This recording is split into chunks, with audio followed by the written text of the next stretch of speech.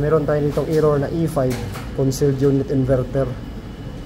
Check muna natin yung sa outdoor kasi yung error na yan sa sensor yan.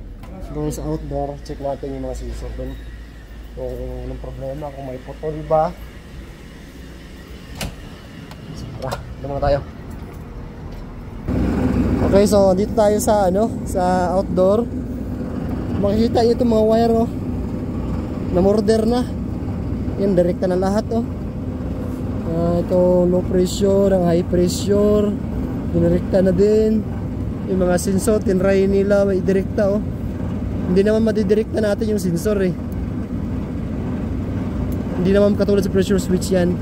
So natin, check natin isa-isa. So napansin ko mga kamaster, ang problema nito yung sakit ng ng sensor doon sa ambient. Yan, kung makikita yung mabilis yung yung blink. So, i-condemn na natin tong sakit niya, i-direkta na natin kasi ito yung dito naglulos. Okay, so ito mga kamaster, umandar na siya. Tsaka yung blink niya ng outdoor yung outdoor board niya, yung lead niya normal na yung mga kamaster, ayan, umandar na siya Tsaka makita nyo yung lead ng outdoor board, normal na yung blink niya, hindi na siya mabilis. Yan, makita nyo. Ito lang ginawa ko mga master yan. Makita nyo itong sensor na to, ambient sensor to Ang ginawa mga master, hindi yan hindi yan siya nakadirekta.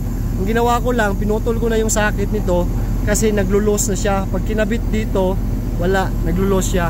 So ang ginawa ko, pinutol ko, diniretso ko na sa wire para sure na hindi siya maglulos. Tinanggal ko na rin yung mga nakadirekta yung mga pressure switch kasi wala namang problema sa pressure switch. Yung ginawa nila, pinagdidirekta baka masira pa yung compressor pagdating ng panahon. So yan, working good na ito mga master. Kapain natin yung suction. Yan, malamig na rin malamig na. So yan, grabe, parang spaghetti yung mga wire. So good sa ito mga master. Yun lang, E5 na error. Ito lang yung sensor nya, sa ambient sensor. So working good na. Thank you for watching. Ingat lagi, ingat. Yan. Ayos na yan